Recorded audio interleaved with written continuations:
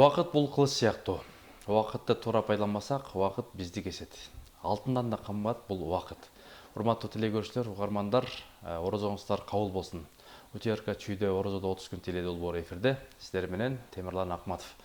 Кудай таала эмне тилек кылсак, ошонун баардыгы кабыл болсын деп, убактыбыз берекелүү болсын деп бүгүн сиздер менен ушул биздин суроолорубузга жооп берүү үчүн Заман Шамы медресесинин мүдүрү Карке Абдултайыр Калбаев устаз, ассалам алейкум. Кош келдиңиз. Орозоңуз кабыл болсын. Биринчиден ушу алтындай убактыңызды бөлүп келгениңиз үчүн Аллага ыраазы болсун. Эл журт менен амандашып, бир теманы ачып бериңиз. Bismillah, elhamdülillah, ve salatu ve selamu ala seyyidina Muhammed ve ala alihi ve sahbihi ecma'in. Amma ba'd, assalamu alaikum ve rahmatullahi ve barakatuh. Algaç meyrimdүү, ырайымдуу Аллах Таалага чексиз бактоолорду айталы. Андан пайгамбарыбыз саллаллаху алейхи вассаламга саламдарды жана салаваттарды айталы. Аллах субханаху таала тагдырыбызга ушундай убакыттарды жаратып, ушундай бир мүмкүнчүлүктөрдү берип, ушул жерге келип отурганыбызга Аллахка чексиздүүлөрдү айталы. Эми урматтуу биздин көрүүчү бир туугандар, орозоңуздар кабыл болсун. Аллах Таала өмүрүңүздөрдүн аягына чейин ар бир кылган жакшы иштериңиздерди, ар бир туткан орозоңуздарды Аллах Таала кабыл кылсын. Устаз, бүгүнкү тема бир актуалдуу тема. Бул мындай түшүнгөн адамдар үчүн. Кээ бир адамга 1 секундтагы ийгилик алып келет. Спортчу болсун, ишкер болсун, башка. Ана мындай убакыт дегенде, ошол биздин көрүүчүлөргө бүгүнкү теманы ачып, убакыттын бир пайдасы, анан кээ бир адамдар угуп калам анча-мынча убакыт өтпөй атат дегендер бар да. Эмне дейсиз буларга? Так, өзү убакыт деген эмне деп биринчи суроо коелу да. Убакыт деген эмне десе, бул убакыт деген адамдын жашоосу, адамдын өмүрү. Ар бир өтүп аткан убакыт бул сенин өмүрүңдөн бир үзүм кыскарып аткандыгы да. Ушул убакытты биринчи баалай билиш керек. Ар бир адамга эле убакыт, адамдардын баардыгына убакыт бирдей берилет экен да. Бирок адамдар ошол убакытты пайдалануу менен анын акыры жыйынтыгы, натыйжасы экөөнүкү эки бөлөк болуп чыгат экен. Бир убакытта бир адамдарды карасаң, убактым жетпей атат. Мен мындай ишти кылганга, бул амалды кылганга, жакшы ибадаттарды кылганга мен убактым жетпей атат деп шашып жүргөн адамдар бар. Ошонун тескерисинче эле дагы бир адамдар бар. Убактым өтпөй атат деп телефон чукуп, чалкалап, телевизор көрүп аткандагы адамдар жок эмес да. Бул жыйынтыгында адамдар жана айткандай эки түрдүү адам. Бирөөбү ошол убакытты туура пайдаланып, жыйынтыгында өтө бир чоң ийгиликтерге жетишет. Экинчиси эле ошол адам убакыт өтпөй атат, убакытты туура пайдаланбай, аягында эч кандай бир жыйынтыгы жок. Мындай айтканда, убактысы кандай өтүп кеткенин билбей наалыган инсандар дагы көп болот. Устаз, ушул Заман Шамы медресеси убакытты кандай пайдаланат? Ошол эртеден баштап кечке жатканга чейин. Эми ар бир мекемеде, ар бир ишканада өзүнүн убактысы болот. Бизде Кур'ан жаттаган карекелер убакытты өтө так, өтө бир сарамжалдуу пайдаланат десек болот. Бизде элге окшоп уктап жатпайт. Эртең менен багымда саат 7-де болсо, бизде ошо 5-те туруп окуу башталат. 5-те туруп окуу башталат. Кур'ан жаттап, Кур'ан кайталап, ошентип эртең менен 5-те турган боюнча кечки саат 11-ге чейин не кылат? Кур'ан кайталап, Кур'ан менен алек болуп, илим алып, илим жолундагы балдар бир гана басымды ошол Кур'анга, илимге жумшайт. Ошондой. Ошол баягы 5-те дегенде, ошондо зээндерге да жакшы да бул, мындай кирүү, сактап калуу. Ооба, албетте да. Өзү эрте туруу өзү береке да. Өзү эле береке. Эртең менен туруп, убактысын туура пайдаланып, ошол эртең мененки окуган, эртең мененки жаттаган Курандар, алган илимдер бул баштан мээде жакшы калат. Ошол себептен эрте ар нерсенин эртеси жакшы да. Өлүмдөн башка баарын эртеси жакшы дейт го. Кыргыз керемет айткан, Керемет, таңкы кереметти, эртең мененки баягы таза абада, мындай сергек жашоодо Кур'ан окуу, илим алган бул өтө сонун, өтө керемет. Устаз, анан кээ бир адамдар бар. Ушул баягы бирөөдүн ошол интернетти карап эле мындай колун жылдырып эле убактысын өткөзөт да. убактысын өткүзүп бир учакты көрөт же башка көрөт же орозо айында дагы көздүн тилдин кулактын орозосу бар дейт. Ошондой адамдарга кандай кеңеш бересиз? Балким азыр интернетте деле Куран үйрөнүү болсун, убакыт туруп пайдалануу, мисалы сонун китептер бар. Ошолорду окусак болобу? Бул жерде карасаңыз көпчүлүк адамдар убактысыны туура эмес жака сарптап алганын көрөбүз. Көпчүлүк адамдар ушу телефон чукуп, телефон менен алек болуп, кечке ооз ачады күтүп өткөрүшөт. Жок, андай эмес. Биздин былтыркы Рамазаныбыз менен азыркы Рамазаныбыздын орозобуздун айырмасы болуш керек. Былтыры сиз Куран окуй албай орозо калмасаңыз, бүгүн быйылкы жылда сиз сөзсүз түрдө Куран окушуңуз керек. Себеби дегенде биз канча жылдан бери бул медреседен сырткардагы курстарда сабак берип жүрөбүз да, Куран курстарында сабак берип, ошо кызыккан адамдарды окутуп жүрөбүз. Куран окуу үчүн болгону 10 күн убакыт керек. Сиз Куранга түшүп калуу үчүн, Куран алифбесинен баштап, Куранга түшүп, тажвид окуп, Куран өзүңүз арабча окупаганга буга 10 күн убакыт керек да. Ошол 10 күндү туура пайдаланып, эгерде өзүңүздүн жашооңузга, Куран үчүн, диниңиз үчүн инвестиция кылсаңыз, бул өтө сонун пайдасын берет да. Ошо сиздин медресеңизде Куранды канча жылда окуп бүтүшөт балдар? Биздин медреседе Куранды болгону 3 жылдын ичинде жаттап, толук жаттап, кабар кылып чыгып кетишет, сертификаттарын алып. 3 жыл жетиштүү. 3 жыл жетиштүү болот. Эми 3 жыл бул Куранды жаттап, бүтүп, бир аз такбир окуп чыгат. Андан кийин Куран үчүн дагы бир 2-3 жыл убакыт сарпташат, дагы ижаза алыш үчүн, дагы аны өркүндөтүш үчүн. Андан кийин негизги нерсе бул Куран 3 жылдык же 5 жылдык нерсе эмес да. Куран биздин жашообузда. Куранды өмүр бою окуш керек. Анан ошол сиз дагы ушу убакытты туура пайдаланып, баарына жетишип, спортко, маданиятка, адабиятка, тарыхка, Куранга кызмат кылып жүрөсүз. Анан бул жанагы биздин жарандарды умрага алып баратпайсызбы? Анан биздин кыргыздар эми көпчүлүгү мындай барганда кээде мен убактым туура эмес кетип калыптыр, атаң. Аттиңар менен ушул Куранды жаттап алсам болмок. Баш булуттагылар бар эле көбүнчө бар эле Куранга отуруп калат эмеспи? Самолетте болсун, Меккеде болсун, Мединеде болсун. Анан биздикте эми көбөйүп атат, бирок аз-аздан. Анан ошондой баягы алып барып келген улуу аксакалдар, апалар эмне дешет? Ушул жерде кызык. Ар бир умрага барып келген аксакалдарга көбүнчө аксакалдар аттиң дейт да. Аттиң бекер эле жүрүппү, Куран окуганды үйрөнүп албапмын дейт да. Эми умрага барганда билесиз, баары эле кыргыздар окшоп кычырап кийинген адамдар болбойт да. Эптеп мындай жүдөгөн ушундай адамдар көрөсүң да. Бирок Куранды ушунчалык кууз шыштыратып окуткан көрөсүң. Ошол жерде Каабанын айланасында атайын отуруп Куран окуй турган жерлер бар. Ошол жерге аксакалдарды атайын ээрчитип барам ошол жаккачы. Ошол жака барып отурсун депчи. Ошол жака отурат, биздикилер тесписин тартып, эки жакты карап, субханалла деп отурса, башкалар эмне кылат? Аябай шатырат Куран окуп аткан болот да. Ошолорду көрүп, канчалаган биз менен барган умрачылар, умра зыярат кылган кишилер келип ушул жакта кайра Куран окуп, Куран тургузгандар болуп атат да. Таасирленип. Анан ошол кишилер бул жака келип туруп, ошо бар элек инсандарга, бар элек досторуна айтып, алар дагы азыртадан даярданып, умрага барганда мен Куран окуп барышым керек экен, Куран үйрөнүп барышым керек экен деп, азыр Куран окуп аткан аксакалдар да көп да. Сону алар разы болсун. Ошондой биздин, демек, бул баягы үйрөнөм деген адамга эч кеч болбойт. Эч кеч болбойт. Медреседен болсун да, онлайнда сабактарыңыз бар. Ошолорду кандай үйрөтүп атасыз? Кандай ыкмалар менен? Мындай жана жаштарга өзгөчө. Эми бул жерде лагерлерде уюштурасыздар, биз лагерлерди да уюштурабыз. Ошол эми мындай айтканда көпчүлүк ушул Куран жаатында кызмат кылып жүрөбүз. Бул жерде көбүнчө баягы кыска мөөнөттүү Куран үйрөтүү курстарын ачып, онлайн сабактарды өтүп, бул жерде эми чоң киши менен албетте кичинекей жаш баланын айырмасы болот. Жаш балдар бат эле өздөштүрүп алат. Бирок аны дагы улантып кетүү, анын ата-энесиде калган жумуш болуп калат да. Ушундай. Жакшы, ошол айтсаңыз, убакыт жөнүндө Куранда эмне деген? Убакыт жөнүндө Аллах Таала вал аср деп, асыр менен, асыр убактысы менен антишкен.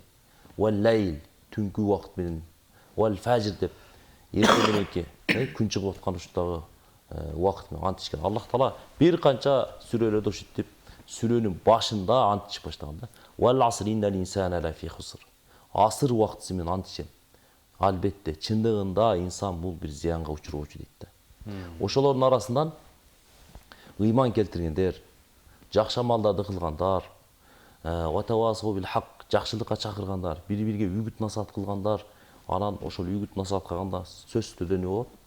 Бир аз кыйынчылыктар болот. Ошол нерселерге сабыр кылгандар, ошолор гана зыянга учурбайт деп келген да. Ошол себептен биз колдон келишинче ошол убакытка Аллах Таала бекериден бекер убакытка антишкен жок да.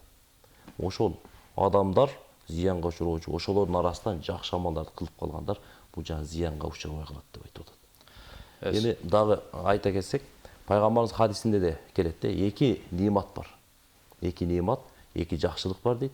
Ал эки жакшылыкты адам баласы ганимет тутуп, аны кармап кала турган болсо, анда ал бактылуу болот. Ал ас-сиххат вал фарах деп коет. Бул ден соолук менен бош убакытты туура пайдаланып калыш керек да. Бул убакыт ушунчалык бир учкан куз сыяктуу. Убакытты бир булутка салыштырсак болот экен да. Булут эч качан токтобойт. Токтобой жүрүп турат. Же шамал сыяктуу десек да болот. Жанагы акылмандар айткан го. Убакыт бул кылыч сыяктуу депчи. Убакыт кылыч сыяктуу. Буну эгерде тутуп убагында пайдаланып калбасаң, ал сени пайдаланып кетет. Устаз, ана сиздин байкооңузда эл аралап жүрөбүз, сыртта чет өлкөнү көрөбүз. Биздин жаштар, биздин эл убакытты туура пайдалангандар көппү же тескерисинче кандай? Тилекке каршы бизде мен көп эмнеге мындай кайгырасың да. Мисалы мечиттерге барсаң, альхамдулилlah мечиттерибиз бар да. Бирок мечиттерибиз жума күндөрү же толбосо, башка намаздарга азыраак эле болот да. Бирок ошондой эле мынакей азыркы менин жашымдагы, сиздин жашыңыздагы агаларыбызды карай турган болсок, кайсы көчөдөн өтүп барасаң, ошол жерде бир чайкана болсо, бир тойкана болсо, ошол жерде толо адам да. Убактылардын көпчүлүгүнү баягы нафсиге буруп койгон. Курсак тойгозуу, достору менен жүрүү, ушундай болуп калат да. Бул өтө бир мындай көйгөй десек деле болот да булчу. Устаз, эми той аштарда баягы сиз айткандай ошол тамак жеп, нафсинин айласы болуп отурган, бул дагы убакыт ысыраппы? Эми бул жерде качан ысырап болот? Кээ бирки достор менен, кээ бирки тааныштар менен сүйлөшүп калабыз. Булар айтат да, бир жумасында, мисалы, жумасында 3-4 жолу отурушат экен. Мындай айтканда, күнүгө жумасында 3-4 жерде аш чечип отурат. Бул убакыт ысырап эмне? Шерине. Эми чай ичиш үчүн бир жарым саат убакыт кетер, көп кетсе. Бирок биздикилер эмне болуп атат? Биздикилер саат 6-да болсо, ошо менен 11-де чыгып атпайбы? Ошол убакытта бир жакшы сөздөр болсо, ыймануу сөздөр болсо, сабактар болсо бир жакшы нерсе. Бирок жөн эле убактысына кетирип, сабак болбой эле, баягы эле сөздөр болсо, анда бул ысырап болуп эсептелет. Демек, устаз, бизде анда ысырап көп экен анда. Тилекке каршы. Азына сиз айткандай, анан оңолгон жагы да бар. Жаштар, элге кызмат кылып аткандар баягы китеп, конкурстарды уюштуруп, пайгамбар жөнүндө, Куран жөнүндө умра белектерди берип, анан ушундай улакта болсун, көкбөрдө болсун, башка жерлерде сизге ошогон алымдар ушундай иштерди уюштуруп атат. Бирок аз. Анан максат эмне десе, ошол бир убакытты туура пайдаланып, бир жакшы нерсе берип калсак депчи. Дагы ушундай үлгүлөрдөн эмнелерди айтсак болот? Эми бүгүнкү күндө жаштарыбыз Кудайга шүгүр жакшы аракет кылып, ушул бизге окшогон, сизге окшогон муундар бири-бирин чогултуп, ушул улак өткөзүп, ошол жерде да бекер кетирбей, жети дуан бириктирип, мындай сабактарды өтүп жатканы бул негизи жакшы эле көрүнүш, мындай. Эми дагы да буну биз өзгөртүшүбүз керек. Кандай кылып? Дагы да биз буну бизде баягы чогулган жерде эле көп ысырапка басым жасап кетип атабыз да.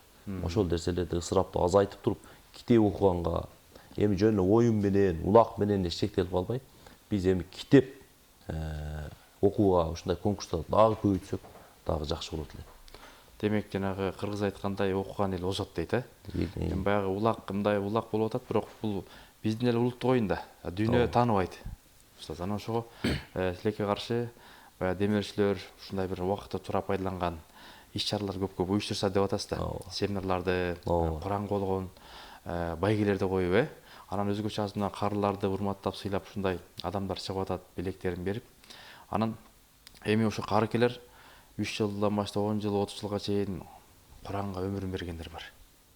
Анан буга Кудайга шүгүр жакшы. Анан экинчи жагы мындай бул айда өзгөчө сооп табуу ай деп атпайлыбы? Кандай амалдарды кылсак жакшыраак?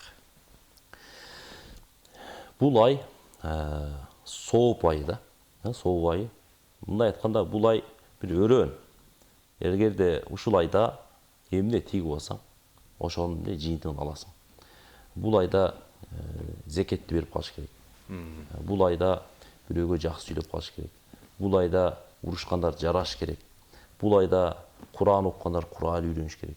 Бул айда баягы тууганчылык мамилени үзүп койгондор бар. Ата энесинен чанып барбай койгон, ата энесини сыйлабай жүргөн инсандар бар. Ушундай айда, ушундай улуу айда биз убакыттан пайдаланып, ошо туугандарга зыярат кылсак болот, озачаларга чыксак болот, бири-бирибизди сыйлап, ушул Рамазанда биз көптөгөн жакшы амалдарды кылсак болот. Бул айда биз түнкү намаздарга туруп, тахажжудтарды окусак болот, кыямул лейларды окусак болот. Ушундай. Бул айдын сообу, фазилети өтө улуу ай. Жакшы. Анан ошол пайдасы деп атпайлыбы агай? Анан убакыт дегенде кээ бир адамдарга 100 жыл берет экен. Кудай тиле өмүр. Пайгамбарыбыз 63 жыл бериптир. Дагы бирөөгө 30-40. Бирок кээ бирлер мындай аз, анан саз жашагандар бар экен. Анан кээ бирлер баягы 80-90га да келип калганда, анан той топурда баягы кызмат болуп каласың, анан кел аба аксакал ата бир дуа берди, бата бер десең жок да.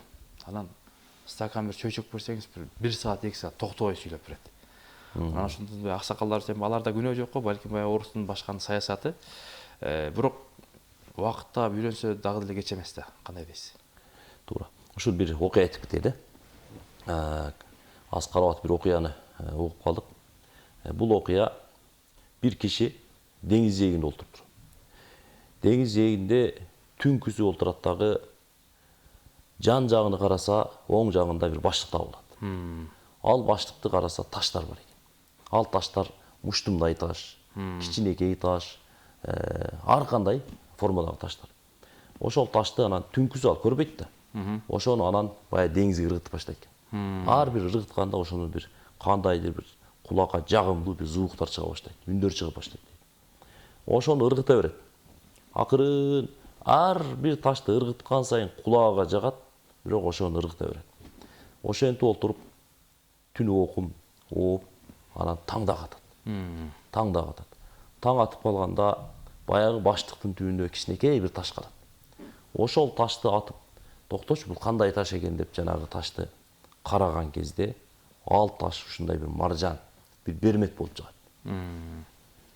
Ошол кезде баягы киши өзү балыкчы болот.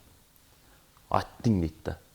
Аттиң ушунча мен берметти сууга ыргытып ийдимби дейт да. Ошол жерде эмне кылат? Аттиң кылып калат. Эми бунан ала турган сабак караңыз. Бул түн бир окум деген адамдар ушундай бир капилетте калат экен да. Адамдар капилетте калып жүрүп, убактыларын бекер өткөргөндүгү үчүн арман кылат дейт. Жанагы баштыктагы таштар болсо, ол жанагы таштардан таш атканда үндөр чыгып атпадыбы? Кооз үндөр. Жанагы бермет, бул дүйнөнүн экен? Баягы кызыкчылыктар экен. Дүйнө экен. Ал эми жанагы таш бул дүйнөнүн кызыкчылыгы болгондон кийин эми ошол жерде акыркы ташты ыргытып атканда караңыз. Бул адамдын өмүрү экен да. Акыркы таш. Ошол адам качан бул өмүрдү, качан убакытты барктайт десе, өмүрүнүн акырына келгенде, же бир нерсеге жетпей калганда, убактысын бекер өткөрүп жүгөргөндө, ошол кезде гана аттиң арман кылат экен. Убактым бекер кетипти депчи. Ұстаз, оразаңыз қабыл болсын. Біздің уақытымыз дағы бізге бөлінген уақытта соңына келіп қалды. Урматты телекөрушілер, Наке ұстаз айтқан шол алтын кеңештерді Құдай Тағала амал қылушылардан қылсын. Уақытты тура пайдаланғандардан қылсын. Құдай Тағала шол сіздің уақытыңызға берекесін берсін. Шол уақытты білімге, илимге, иманға арнасақ, анда біз екі дүйнө игілікте болабыз. Тілекке қаршы ескертүү момундар пайда берет. Балдарга небелерге ескертели. Оразаңыздар кабыл болсын. Кийинки эфирден амандашканга чейин кайыр.